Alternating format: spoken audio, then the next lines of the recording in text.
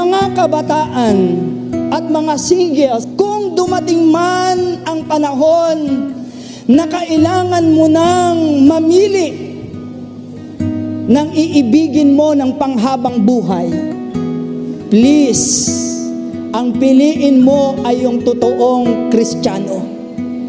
Yung naglilingkod sa Panginoon, may takot sa Diyos at matapat sa Diyos. Bakit ko po binanggit yun?